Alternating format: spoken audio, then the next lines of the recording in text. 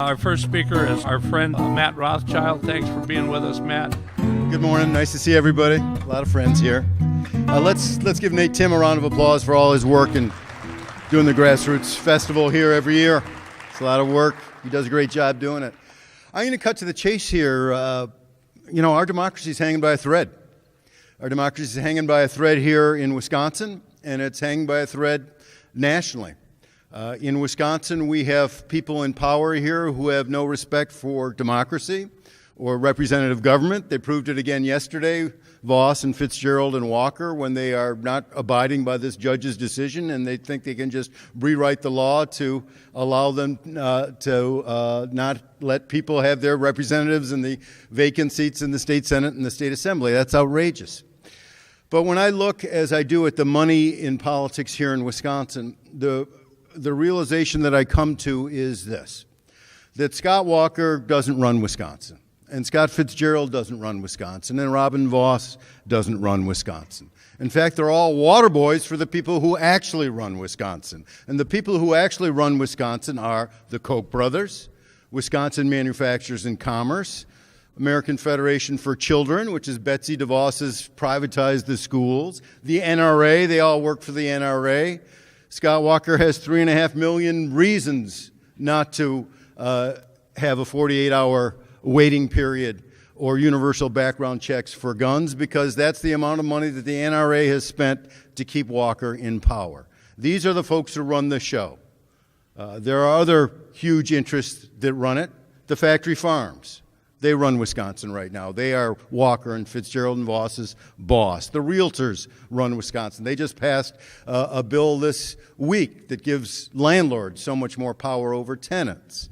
Then there's particular individuals like Diane Hendricks of ABC Supply. She runs Wisconsin. She is Walker's boss. And we saw that in that clip from that movie, As Goes Janesville, where she says to Walker right after he gets elected, but before he's sworn in, when are you going to turn Wisconsin into a red state? When are you going to turn Wisconsin into a right-to-work state? And he notoriously said, first we're going to divide and conquer. And that's what he did. He divided public sector workers versus public sector workers by acing out the firefighters and the police, and then divided public sector workers from private sector workers.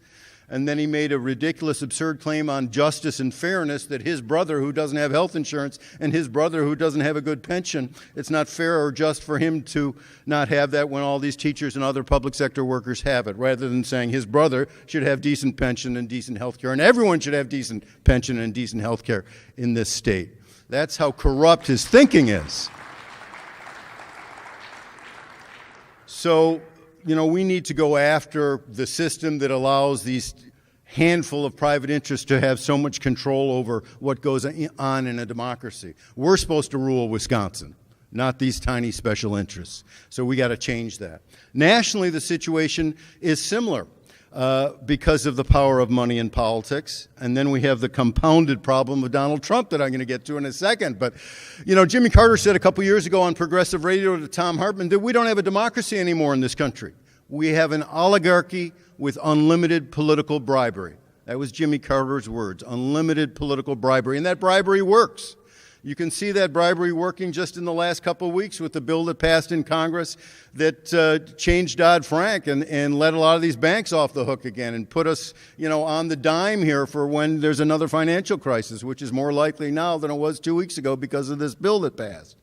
So money is really working overtime in Washington, in part because of Citizens United, the horrible decision in 2010 that said corporations and unions and nonprofits can spend unlimited amounts of money to elect this candidate or trash that candidate. I mean, ExxonMobil makes about $10 billion a quarter.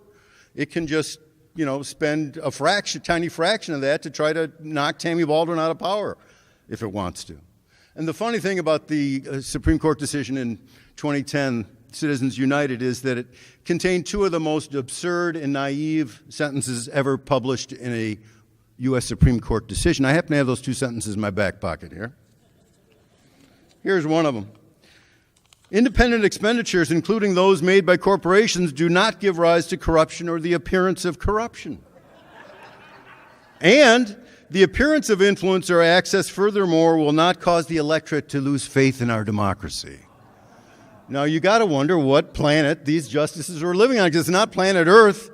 It's not the United States. They're not living in the United States because the people have already lost faith in our democracy. That's why there's a huge turnout. That's why we have less turnout here in the United States than in almost every other advanced industrial democracy. And people understand in their gut how corrupt the system is. They understand that these so-called independent expenditures do give rise to corruption and the appearance of corruption. So there's this tremendous movement around the country to amend the U.S. Constitution, to overturn Citizens United, and to proclaim once and for all that corporations aren't persons and money isn't speech. And I want to say that here in Wisconsin, we are leading the nation. We are second only to Massachusetts in the number of communities that have signed on to this referendum or resolution to amend the Constitution. 120 communities have signed on, thanks largely to the great work by Wisconsin United to Amend, by George Penn and Jim Christ and Richard Russell and all the folks connected with Wisconsin United to Amend, and they're here today. They deserve our applause. They're doing great work. There are 9 more referendums coming up on April 3rd, and I'm convinced that they're going to pass in all 9 of those communities. I was just up in St. Croix County during the week, and that's one of the communities that is going to vote on it too, and there's a lot of enthusiasm for it up there. But we should be clear, because when we talk about Citizens United is just a shorthand. It's a shorthand for taking power back from the corporations who have taken over our country. And Thomas Jefferson warned us 200 years ago that we must crush in its birth the aristocracy of our moneyed corporations. And they're not in their crib anymore. These corporations, this aristocracy, they're full grown. They're monsters who are trampling on our democracy, and we need to dethrone this aristocracy of our moneyed corporations, and amending the Constitution is the best way. But it's not just about overturning Citizens United. That's also shorthand for overturning 130 years or more of bad U.S. Supreme Court decisions that endowed corporations with personhood and magically waved a wand to say that money equals speech. So we got to knock that whole edifice down, and this is the way to do it. I want to talk about Donald Trump for a second. Sorry to ruin your morning, but let's be clear. He is the closest thing we've ever had to a fascist in the White House. He has no respect for our democratic institutions. He fantasizes about being president for life. He has a fondness for strongmen, whether it's Putin in Russia or Duterte in the Philippines. And he traffics in 2 of the classic tropes of the fascist. The first is racism. He started his campaign with an appeal to racism, going after Mexicans and Muslims, and it came naturally to him. His father was at a Klan rally. His father was a racist himself. His father and Donald Trump didn't rent their apartments to black people. Donald Trump championed the birther movement against Barack Obama, which was fundamentally racist at its core. And then Trump's comments after Charlottesville left little doubt whatsoever that this man is a racist, by calling those Klansmen and neo-Nazis and anti-Semites, a lot of them good people. And so this is one of the very disturbing, extremely disturbing things about Donald Trump. The other is ultra-nationalism. Ultra-nationalism. And he wears his ultra-nationalism not on his sleeve, but on his head with that cap that says, "Make America Great Again." Now, that slogan is nothing but an appeal to people's sense of beleaguered and betrayed national pride. And that appeal is the appeal that Mussolini used. It's the appeal that Hitler used. It's the appeal that Franco used and Pinochet used. It's the appeal that every dictator uses. And so when you combine these 2 things, as Trump has, racism and ultranationalism, they are the sperm and the egg of fascism. And Trump is doing a little in vitro fertilization right there in the Oval Office. So it's a very dangerous time for us.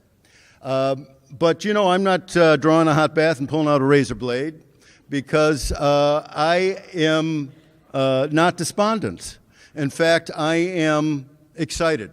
I'm excited by all the resistance, because I've studied fascism. I studied in college. I studied it at the Progressive. I studied it with my friend Alan Ruff when Trump came to power.